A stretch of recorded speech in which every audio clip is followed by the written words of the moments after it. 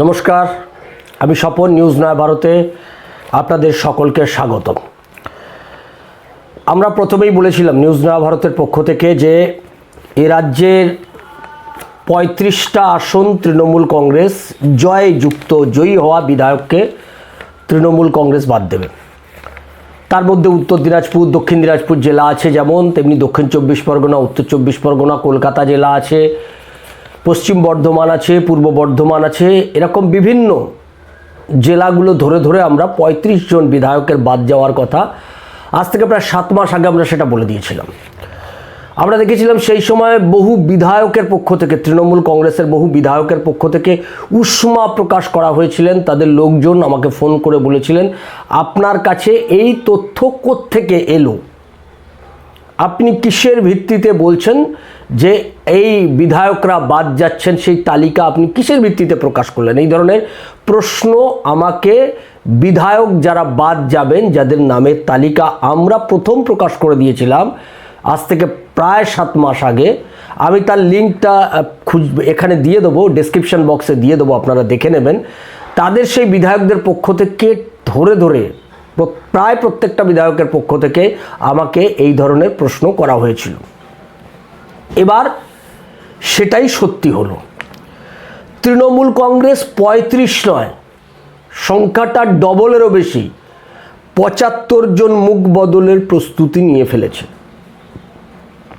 এই ৭৫ জন যারা বিধায়ক তারা কারা, আমরা আজকে সেটা নিয়ে আলোচনায় আসব। তৃণমূল কংগ্রেস ২২০টা আসনকে টার্গেট করেছে। সেই ২২০টা আসন, যদি ২২০টা আসনের থেকে যদি তৃণমূল কংগ্রেসকে অন্তত ১৭০ কিংবা ৮০টা সিট বের করে আনতে হয়, অর্থাৎ সরকার যদি আবার গঠন করার সুযোগ তাদের তৈরি করতে হয়, তাহলে তারা মনে করছে এই ৭৫ জন বিধায়ককে তাদের বাদ দিতে হবে। কিসের ভিত্তিতে বাদ যাবে, কারা বাদ যাবে, কোন কোন জেলা থেকে, আমরা সে বিষয়ে বিস্তারিত আলোচনা করব। তার আগে আমি আমার দর্শকদের বলবো, যারা আমাদের চ্যানেলটা এখনও পর্যন্ত সাবস্ক্রাইব করেননি তারা আমাদের চ্যানেলটি সাবস্ক্রাইব করুন, শেয়ার করুন, লাইক দিন, আর কমেন্ট বক্সে আপনারা আপনাদের গুরুত্বপূর্ণ মতামত দিন। আর আমাদের পিভিসি কার্ডে গীতা উপনিষদ যারা সংগ্রহ করেননি, তারা পিভিসি কার্ডে গীতা উপনিষদ সংগ্রহ করার জন্য 7044244525 এই হোয়াটসঅ্যাপ নাম্বারে আপনারা যোগাযোগ করবেন। আর আমাদের নিউজ নয়া ভারতের উদ্যোগে বেহালাতে বসন্ত উৎসব, সেই বসন্ত উৎসবের তারিখ আমরা আজকেই জানিয়ে দেবো। সন্ধ্যেবেলায় 1 ঘন্টা হইচই অনুষ্ঠানে আপনারা সেই বসন্ত উৎসবে বেহালার মানুষ এবং তার পার্শ্ববর্তী অঞ্চলের মানুষের নিমন্ত্রণ থাকবে সেই বসন্ত উৎসবে।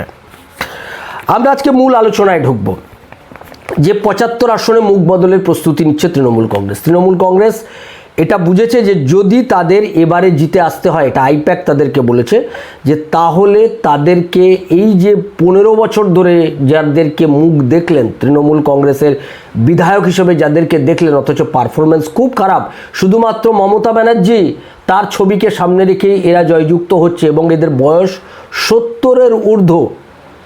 আর তার পাশাপাশি দুটো বিষয়, ১ নম্বর বিষয়, নির্বাচনী এলাকায় সরকারি প্রকল্প রূপায়ণের ভূমিকা।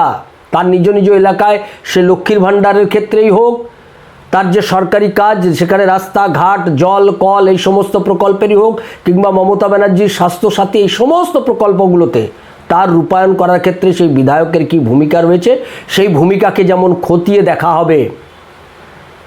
দ্বিতীয়ত, বিধানসভার অধিবেশনে সক্রিয়তা। এই বিধানসভা অধিবেশনে তার সক্রিয়তা কত থাকছে সেই বিধায়কের, এই দুটো মূল প্রশ্ন। এই দুটো মূল প্রশ্নে তার পারফরমেন্স কি, তার ওপরই আইপ্যাক একটি নাম্বার দিচ্ছে। 10-এ যদি 6 এর বেশি পায়, 6-এর বেশি পেলে তবে তার বিধায়ক পদ থেকে যেতে পারে, প্রোভাইডেড যদি তার বয়স ৭০-এর কম হয়। ৭০-এর বেশি হলে এই রকম বিধায়ক যাদের সক্রিয়তা, অতি সক্রিয়তা রয়েছে এই কাজের ক্ষেত্রে, যাদের পারফরমেন্স ভালো অথচ বয়স ৭০-এর ওপর কিংবা তারও বেশি হয়ে গেছে, তার বিধানসভার অধিবেশনেও সক্রিয়তা ভালো, যেমন শোভনদেব চট্টোপাধ্যায়, তার বিধানসভা অধিবেশনেও যেমন সক্রিয়তা ভালো, তেমনি নির্বাচনী এলাকায় সরাসরি সরকারি প্রকল্প রূপায়ণের ক্ষেত্রেও তার ভূমিকা ভালো। ফলে শোভনদেব চট্টোপাধ্যায়ের এই পারফরমেন্সে তার 10-এ তার প্রায় 8-এর ওপর নাম্বার রয়েছে। এই রকম মুষ্টিমেয় 5-7 জন বিধায়কের নাম পাওয়া যাচ্ছে, যে 5-7 জন বিধায়ক শেষ পর্যন্ত থেকে গেলেও থেকে যেতে পারে, যাদের 70-এর ওপর বয়স। আর এই যে কলকাতা, দক্ষিণ 24 পরগনা, উত্তর 24 পরগনা, এখানে যে 64টি আসন আছে এই 3টে জেলা মিলে, এই 64টি আসনে 17 জন বাদ যাচ্ছে, যাদের মধ্যে একটা অংশ 70-এর ওপর বয়স হয়ে গেছে, আর একটা অংশ যাদের 5 বছরে আইপ্যাকের মার্কশিটে যাদের 10-এর মধ্যে 5-এরও কম নাম্বার পেয়েছে, তারা টিকিটটা পাচ্ছে না। এইরকম 17 জন বিধায়ক কলকাতা, দক্ষিণ 24 পরগনা, উত্তর 24 পরগনার বিধায়ক তারা বাদ যাচ্ছেন।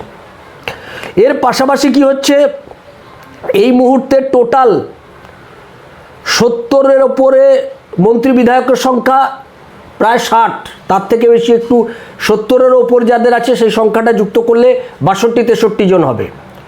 তার মধ্যে আমরা যা জানতে পারছি এখনো পর্যন্ত প্রায় 50 জন, এই 50 জন বিধায়ক 70-এর ওপর গোটা রাজ্য জুড়ে, মানে উত্তর দিনাজপুর, দক্ষিণ দিনাজপুর, মালদা, মুর্শিদাবাদ, এই সমস্ত জেলাগুলো মিলে প্রায় 50 জন বিধায়ক যাদের বয়স 70-এর ওপর, তারা বাদ যাচ্ছে।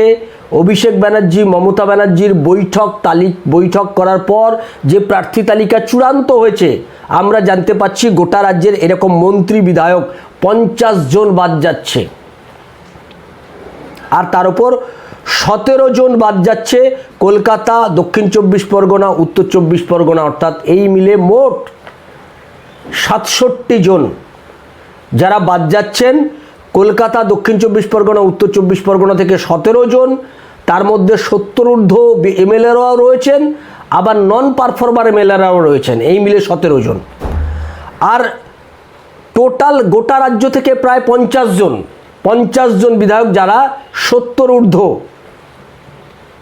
বিধায়করা রয়েছেন, সেই 70 ঊর্ধ্ব বিধায়ক তারা 50 জন, এই মিলে মোট 67 জন বিধায়ক এখনো পর্যন্ত বাদ গেছে ফাইনাল তালিকা থেকে। আরও 8 জন বিধায়ক যারা নন পারফর্মার, আমরা যা দেখতে পাচ্ছি বর্ধমান থেকে, পশ্চিম মেদিনীপুর থেকে,